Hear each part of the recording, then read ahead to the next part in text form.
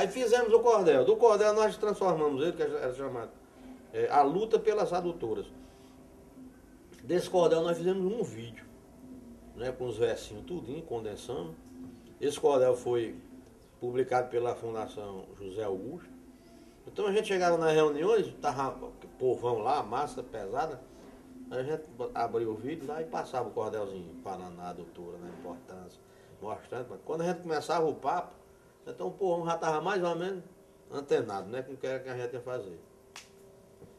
E esse cordel, ele teve uma importância enorme, porque a gente vendia ele, né, para bancar as andanças de um movimento chamado Movimento Água para Todos, que era um braço direito da campanha do Monsenhor. Segundo ele, esse movimento era o braço direito dele. Ele dizia, olha, sem vocês eu estou morto.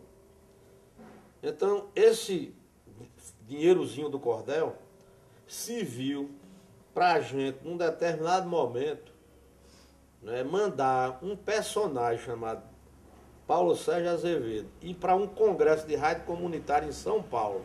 O cordel bancou a viagem dele, para ele ir para São Paulo participar desse congresso lá, de rádio, para ver como era e tal. Porque a gente avaliou, por exemplo, em 96, que a campanha estava precisando assim, ter um reforço publicitário, midiático, mas na linha do que a gente estava querendo mostrar ao povo, né? Porque estava muito pulverizado.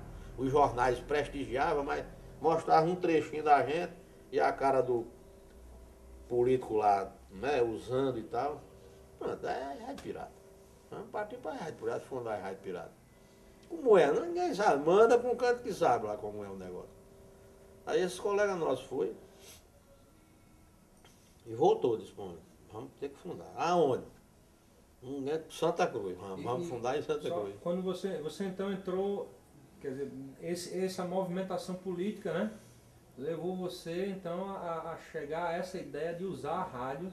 Exato, porque essa movimentação por essa campanha como Conviver com a Seca começou em 1993, com o advento do cólera em Santa Cruz, né, e o colapso d'água do abastecimento do SAI.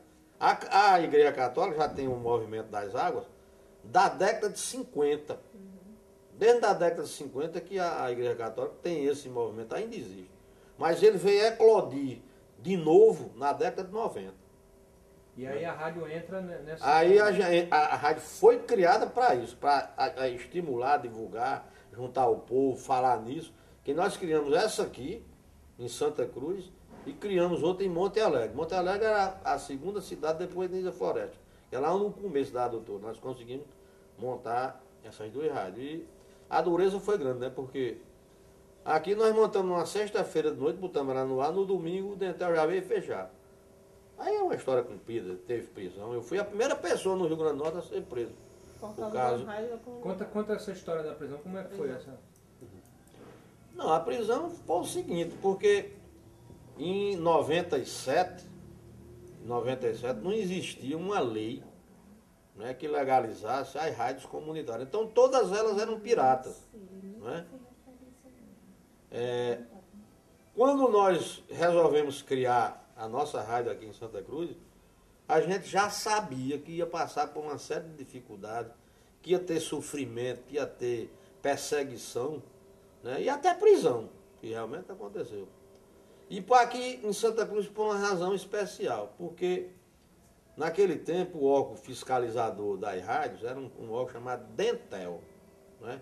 E o cargo do Dentel era um cargo de Iberê Ferreira de Souza, que na época era deputado federal e vizinho da nossa rádio, que tinha a Rádio Santa Cruz, na mesma rua aqui, João Bezerra da Fonseca. Era a dele lá embaixo e a nossa aqui. Por isso que quando a gente abriu na sexta-feira à noite, né, no domingo o pessoal do Dentel já estava aqui, que houve toda uma articulação, já para fechar. Aí eu sou funcionário público federal, né, achava que tinha algum direito, tinha, porque eles não podiam entrar aqui em casa, né?